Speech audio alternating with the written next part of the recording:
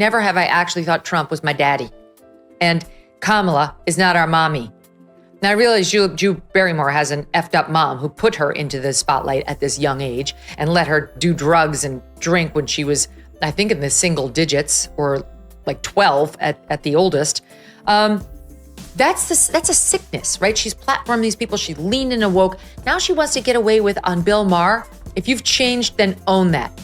Own how you've changed, how you've seen the error of your ways. You won't be kneeling down to the transgender cult anymore. And I'll listen to you. A lot of people have evolutions. I will listen to you.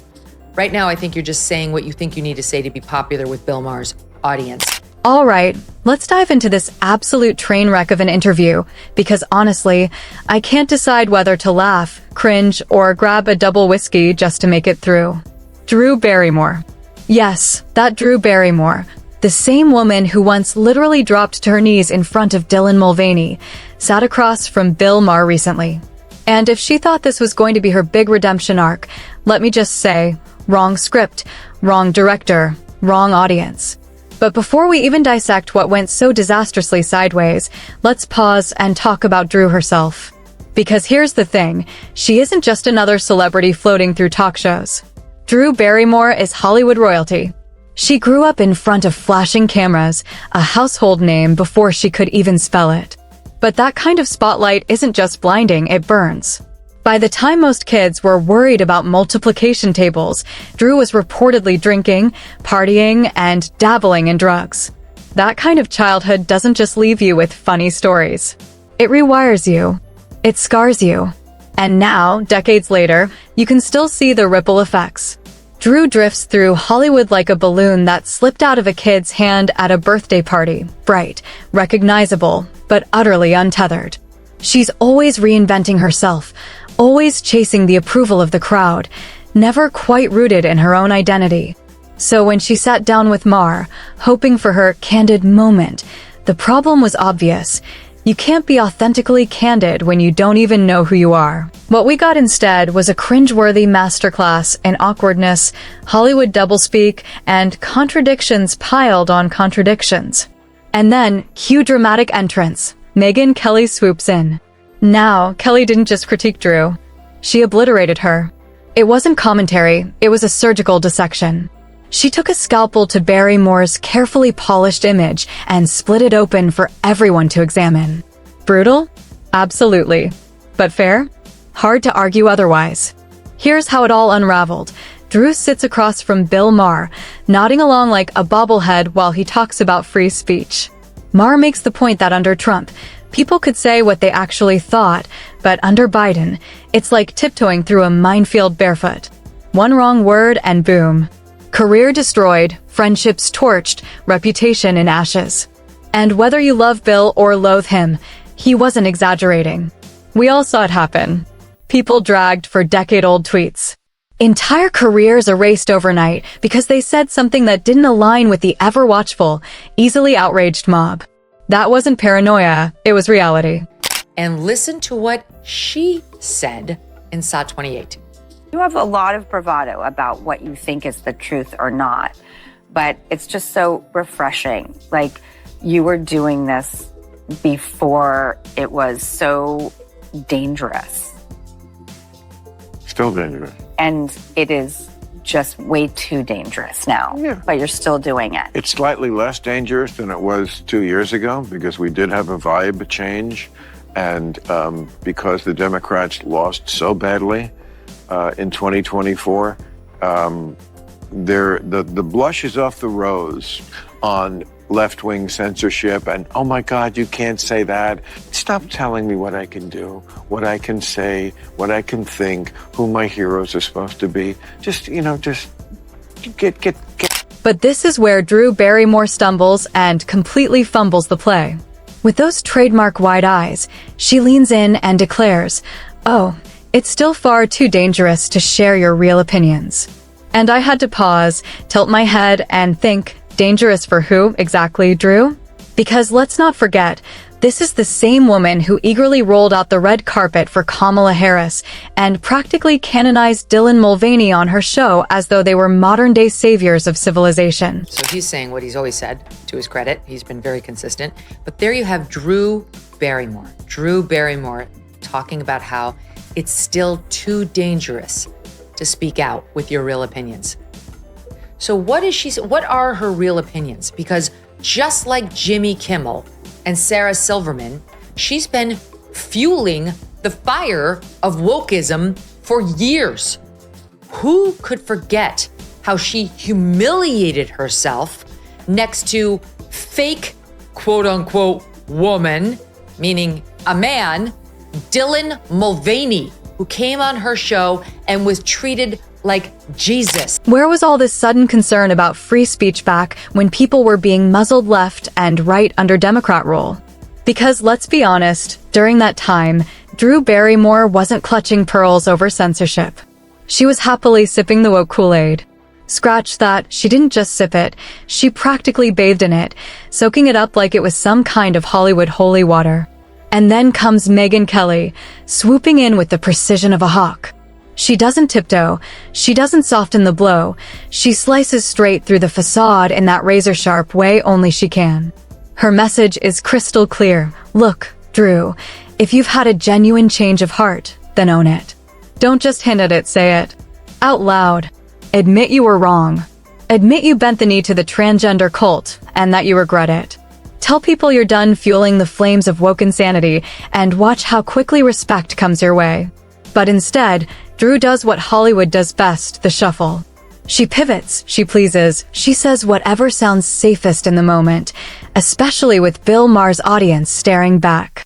Ironically, probably the last crowd on Earth still willing to tolerate another spoonful of woke jargon. Oh my God, there's so much wrong with that clip. It's stomach turning. She's like, leftists need to learn the number one lesson of being happy in life. Do not lean into your problems. Don't lean into crazy. Everyone's had crazy in their lives. The successful, sane ones do not obsess over it, do not want to relive it over and over, do not want to talk about it night and day on their show, do not talk about things like the ground feels safe to me, and they certainly do not literally bend the knee to the cult of transgenderism, Drew, and then talk about how, gee, it feels so dangerous. It's so dangerous, still too dangerous to say how you really feel. About what? What is it? Do you have a reversal on that issue? And here's where things actually get interesting, because Megyn Kelly raises a question that lingers long after the soundbite fades. What if Drew Barrymore has changed? What if, deep down, she really does have doubts about the endless stream of woke talking points she's been parroting for years? The possibility is there. But the bigger issue? She seems too terrified to say it out loud. And honestly, can you blame her? The so-called woke mob is not known for second chances. They don't do forgiveness. Stray even a single inch from the carefully scripted narrative and you're toast. This isn't like old-school political debates where people clash, argue, and move on. No, this is scorched earth cancellation. Slip once, and they'll drag you online, strip your reputation bare, and make sure every door in Hollywood slams shut in your face. So maybe Drew does see the cracks forming in the ideology.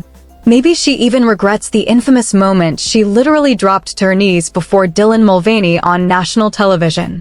But instead of admitting it, she retreats behind vague, evasive language. It's dangerous to speak your real opinions. And that's the rot. If you know the truth but lack the courage to say it, you're not just silent, you're complicit. Take a risk. You're in a safe space with Bill. Maybe he should have gotten her down on the floor and she would have said how she really felt. You continuously vote for the party and the people who push that bullshit on us. You, madam, are complicit.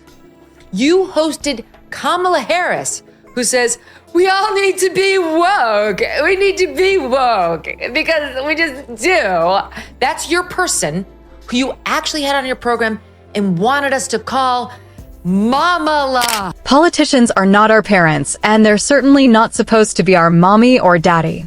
This whole Trump is daddy, Kamala is mommy narrative, It's beyond cringe. It's downright embarrassing. Politicians aren't there to coddle us or pat us on the head when we're scared. Their job is to lead with strength, to defend freedoms, to create opportunities, and to keep the nation secure.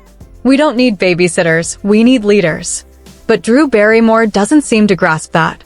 Instead, she leans into the fantasy, playing along as if politics were just another Hollywood script. And the reason why is painfully clear.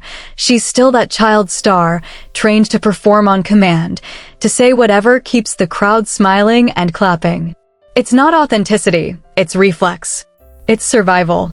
And watching that play out in real time is what makes the entire spectacle so tragically sad. Up we all rise with the mouth quivering, just like the hideous to Dylan. Where do you find the strength to keep being the joy? Where do you find the strength to keep being the joy? Oh my God, she's too far gone. This is what happens when you become a Hollywood actress as a child. You lose your id. You don't know who you are. You're just floating. You're like the Martian, the astronaut disconnected from the spaceship. You're just adrift in space, untethered. You don't know who you are. Where do you find the strength to keep being the joy? Let's not forget, this is the same Drew Barrymore who literally dropped to her knees in front of Dylan Mulvaney. She didn't just smile politely or applaud from the sidelines. She bent the knee to woke ideology on live television. And now, suddenly, she's wringing her hands about how dangerous it is to express real opinions. Dangerous for who, Drew? Because you sure didn't seem concerned when the mob was silencing conservatives, when voices were being scrubbed from platforms, when entire careers were torched overnight for daring to challenge the script. Back then, you were more than comfortable cheering from the front row, pom-poms in hand, waving the flag of the cause. So what's changed? The tide. America is shifting. People are mocking woke culture instead of bowing to it, pushing back against the dogma and refusing to play along. And Drew can feel that shift in the air. That's why she's panicking. Because it's no longer dangerous to speak truth. It's dangerous to keep parroting the narrative while the rest of the country is waking up. Okay, he's a sick person, Dylan Mulvaney. He, I believe, may have had his chopped off. He's taking massive amounts of hormones. He's pretending that he is something other than what he is. And I believe, and many others believe too, because he really wants to be famous. He's been wanting to be famous for many, many years. He wasn't able to make it as a man, or a gay man, or a non-binary man, and now has gone full Eloise. And that's something that you think is brave, and you celebrated it openly on your show and told others that they should too. And to be fair, we've got to acknowledge something. Drew Barrymore didn't exactly grow up with the kind of stability most of us take for granted. Hollywood threw her into the spotlight before she even had a chance to figure out who she was. By the time most kids were worried about middle school dances, Drew had already been chewed up and spat out by the industry. That kind of childhood doesn't just fade, it leaves scars. It conditions you to chase approval, to crave applause, to live your entire life searching for the next script someone else hands you. And you can still see the residue of that every time she does an interview. She isn't grounded. She isn't anchored. She floats, always scanning for the safe line, the soundbite, the smile that will keep everyone clapping. But here's the reality. When you live like that, when you build your whole persona on pleasing the crowd, you end up pleasing no one. Megyn Kelly cut right to the core of that. She basically said, be yourself at a minimum, in front of every audience. If you've truly changed, own it. If you haven't, stop pretending. Because right now, Drew is doing the Hollywood shuffle, saying whatever she thinks will land well in the moment. And that's not just annoying, it's dangerous. Drew Barrymore has a massive platform. Millions watch her. So when one day she gushes over woke talking points and the next she wrings her hands about free speech being dangerous, she isn't just confused. She's feeding the very culture that silences people. She is part of the problem. The nonsense about, who dislikes me the most? Me. Oh my God, this woman has a national platform where she's passing on this craziness to God knows how many viewers. And then we all need a mom? Like, how crazy is that, no, we don't. No, we don't. We all had a mom, believe it or not. Some were good, some weren't great, some were amazing. I'm lucky enough to be in that category. I certainly don't need my politician to be my mom, okay? Not at all. We joke about Trump being daddy because that NATO Secretary General referred to him as such. And it's sort of a joke, like dad's home. He's not actually our dad. And by the way, I lost my dad when I was young. Never have I actually thought Trump was my daddy. And Kamala is not our mommy. Now I realize Drew Barrymore has an effed up mom who put her into the spotlight at this young age and let her do drugs and drink when she was, I think, in the single digits or like 12. But here's the real kicker. Maybe Drew hasn't changed at all. Maybe the entire thing was nothing more than another performance. Think about it. She's savvy enough to know Bill Maher's audience isn't exactly a sanctuary for woke talking points. So what does she do? She dials it back. She nods politely. She flashes that wide, knowing smile. She plays along just enough to seem in step with the room. But do we honestly believe she's had some sudden political awakening? Or is this just another act, another mask worn for the moment? Given her history, it feels far more like performance than revelation. That's a sickness, right? She's platformed these people. She leaned in and woke. Now she wants to get away with, on Bill Maher, saying it's too dangerous to say how you really feel. About what? You are the one who's been fueling the fire that you now seem to be calling dangerous. I mean, just like the hypocrisy. Be yourself at a minimum in front of all crowds, okay? If you've changed, then own that. Own how you've changed, how you've seen the error of your ways. You won't be kneeling down to the transgender cult anymore. And I'll listen to you. A lot of people have evolutions. I will listen to you. Right now, I think you're just saying what you think you need to say to be popular with Bill Maher's audience. And while we're here, let's circle back to Bill Maher's point about The View, because honestly, he nailed it. He basically said that Whoopi Goldberg and Joe Scarborough are hardly the best advertisements for women in media right now. And he's not wrong. These two have managed to turn bizarre, out-of-touch political hot takes into their own brand of performance art. Whoopi, in particular, has practically elevated woke nonsense into a full-on craft, spinning it daily like it's Broadway-level improv. Meanwhile, Joe can't seem to go 2 minutes without summoning Trump's name, like some twisted version of Beetlejuice. Say it 3 times and he'll appear. It's exhausting. And it's exactly why so many viewers have tuned out of mainstream talk shows altogether. These programs aren't about truth or thoughtful debate or even entertaining discussion anymore. They're about hammering home a narrative. And people are sick of being lectured to.